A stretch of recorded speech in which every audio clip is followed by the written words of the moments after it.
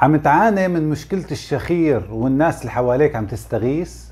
اليوم حنحكي عن طرق طبيعية لتخفيف الشخير والقضاء عليه بإذن الله. الشخير طبعا هو حالة من الأصوات نتيجة مشاكل داخل الممرات الهوائية، قد يرافقه انقطاع بالتنفس أثناء النوم. طبعا أسبابه سواء بسبب زيادة الوزن أو بسبب طريقة النوم على الظهر، مشكلة بالممرات الأنفية، وأحيانا الوراثة قد تلعب دور، وشرب الكحول.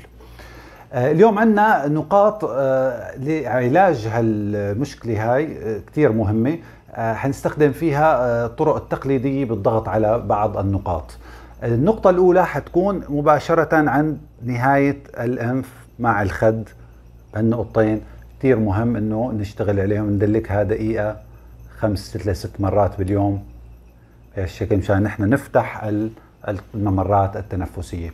النقطة الثانية هي موجودة عند تفاحة آدم تماما بالجانبين، عند العضلة اللي هنا مباشرة داخلها مع تفاحة آدم. كتير مهم ندلكها لمدة دقيقة كاملة بهالشكل. هنحس احيانا بعقد، احيانا هنحس ببعض الالام او عدم الارتياح. تدليك خفيف لمده دقيقه 5 ل 6 مرات باليوم، بالاضافه للنقطه المعجزه اللي حكينا عليها بفيديوهات اخرى. عندنا ايضا طريقه طبيعيه اخرى نستعين فيها بشريط لاصق، بنجيبه من عند الصيدليات او الاجهزه الطبيه، وناخذ قطعه بهالشكل ونضعها على جسر الانف. هنفتحها بهالطريقه ونسوي لها شد أعظمة ونحطها على جسر الأنف بهالطريقة هاي. هنحس أوتوماتيكيا بأنه مجرى التنفس فتح معنا، وبالتالي حيساعدنا لتخفيف الشخير. عندنا أيضا تخفيف الوزن كتير مهم. النوم على الجنب بدلا من الظهر كمان بيلعب دور مهم. بالإضافة نحاول أنه نتنفس من الأنف.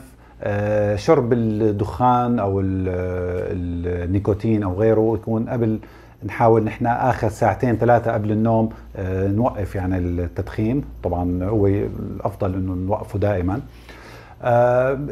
بالاضافه لا في حال طبعا هالامور هاي بتحسن الشخير تقريبا بحوالي 70% عند الناس. في الحالات الشديده او ممكن نستخدم شريط لاصق نفسه بس للفم مشان نحن نجبر المريض انه يتنفس بانفه.